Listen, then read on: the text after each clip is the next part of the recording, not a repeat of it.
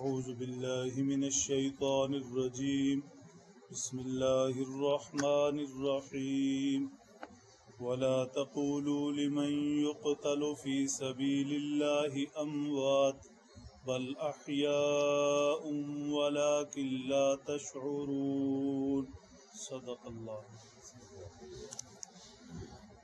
گزشتہ آیت شریفہ میں تھوڑا قریب آ جائے کریں، تھوڑی سی دیر ہوتی ہے، 4 سے 5 منٹ محبت سے سنا کریں. روز روز تو نہیں کہنا چاہیے.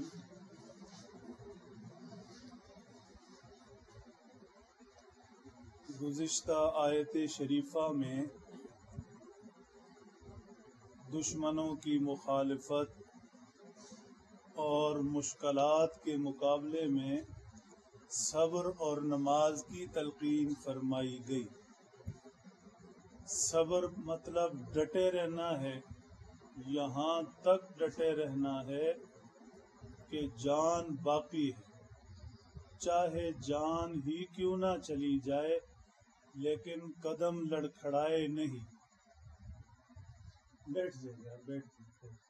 توجہ ساری خراب ہو جاتی، سب آپ کی طرف دیکھتے ہیں، پنکھے بند ہو رہے، چل رہے.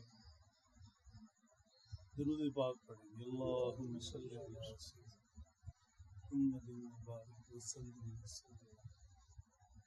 چاہے جان ہی کیوں نہ چلی جائے، اور اللہ کے رستے میں جان کا چلے جانا لوگوں کی نظروں میں موت ہوگا، لیکن اللہ کے رستے میں جان دینے والے کو ہمیشہ ہمیشہ کی حیات بخش دی جاتی ہے.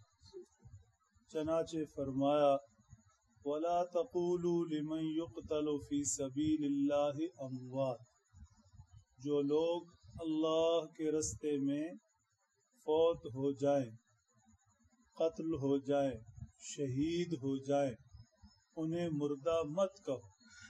بل احیاء ولکن لا تشعرون، وہ زندہ ہیں، تمہیں ان کی زندگی کی سمجھ نہیں. ایک چیز ذہن نشین کر لے، زندگی ہم لوگ اسے ہی کہتے ہیں جو ہم جی رہے ہیں. ایسا نہیں، یہ دنیاوی حیات ہے جو ہم جی رہے ہیں. اس کے بعد دوسری حیات ہے جو قبر میں جینی ہے، اسے حیات برزخی کہتے ہیں. قبر کے بعد جب اللہ کے حضور پیشی ہوگی، یہ تیسری حیات ہوگی اور یہ ہمیشہ کی حیات ہوگی.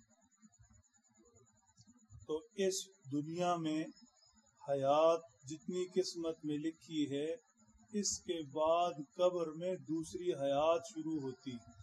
ہمارا ایمان ہے کہ مسلمان ہو یا کافر، نیک ہو یا گناہگار، قبر میں اتنی حیات اسے ہوتی ہے کہ وہ ثواب یا عذاب کو محسوس کر سکے. اگر بالکل حیات ہی نہیں تو پھر عذاب اور ثواب کس بات کا. تو اتنی حیات ہے کہ قبر میں عذاب اور ثواب کو محسوس کر سکے. حدیث پاک میں تو یہاں تک آتا ہے کہ مردے قبرستان میں چلنے پھرنے والوں کی قدموں کی آہٹ بھی سنتے ہیں، کھڑکھڑاہٹ بھی سنتے ہیں.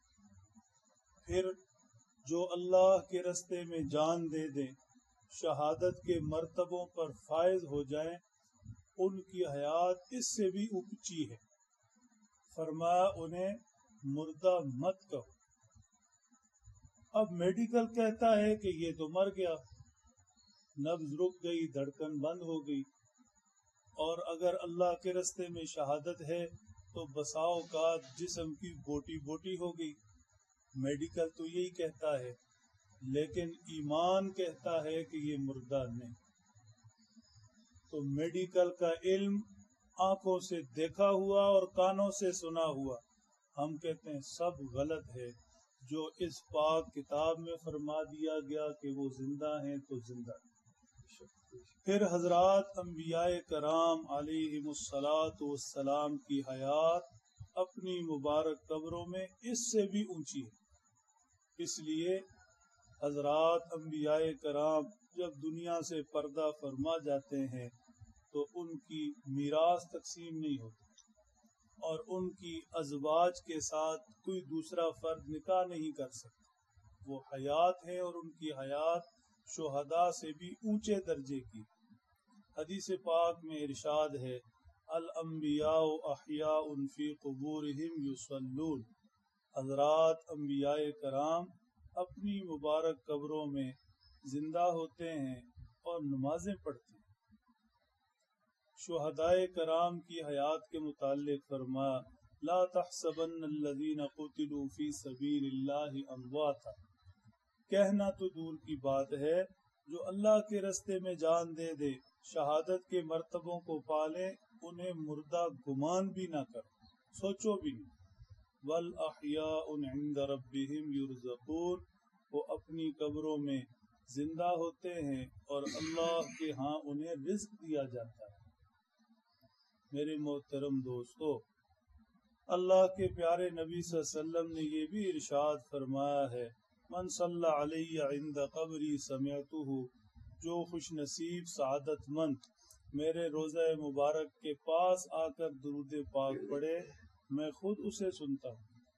ومن صلی علی نائیا ابلغتہ، اور جو دور سے پڑھے، اللہ نے فرشتوں کی ڈیوٹی مقرر کر رکھی ہے، خدمت مقرر کر رکھی ہے، وہ دور سے پڑھنے والوں کا سلام میری قبر مبارک پر آ کر ان کا نام لے کر پہنچاتے ہیں، فلاں فلاں کے بیٹے نے آپ پر درود بھیجا ہے۔ اللہ جل شانہ ہمیں بھی یہ نعمت نصیب فرمائے۔